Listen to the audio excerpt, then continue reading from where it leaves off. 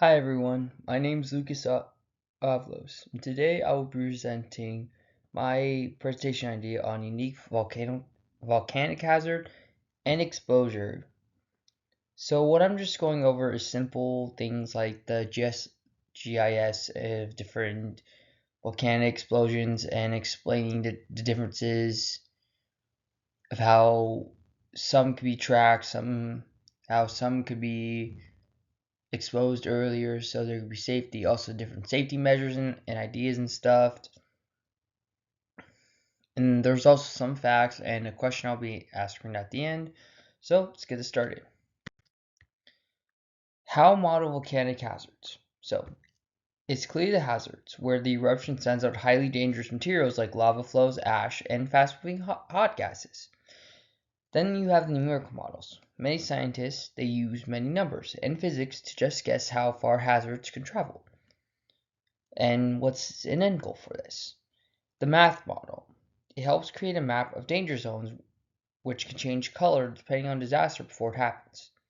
And then you have three images, a clear image of hazards and what is happening when the volcano is about to erupt. As you can see, the model on the top demonstrates how each magma burst is presenting, and where you can see a clear on top how the magma flow was kind of stuck and then everything went.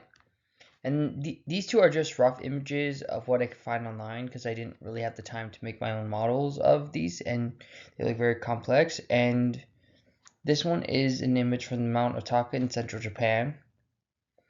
And then this one's just a random math model, which I think works. I don't know. Now we have numerical models in GIS.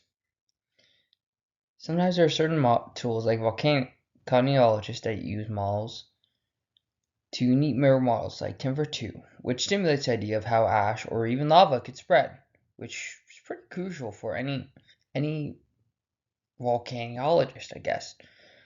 See, one method is the mathematical simulation, which are fed into a device like Geographic Information System called GIS.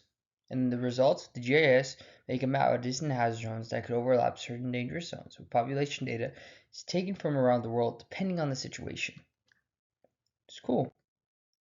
Then Earth science and tracking. There has been a connection that relies on Earth science to have different causes which track potential eruption sites before they happen. Missing data could be accounted for, like data records that are scarce, that have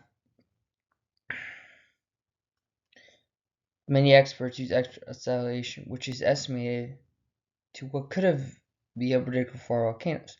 But the benefit of tracking any of these sites will help save thousands, hundreds of thousands by letting people plan escape for routes and safe zones, which is good.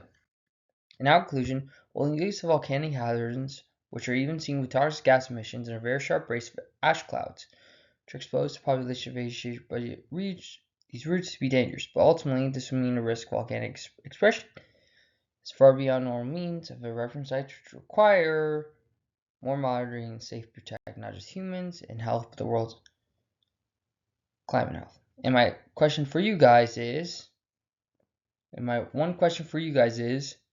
how would you plan a escape route if you were in a very dangerous volcanic situation?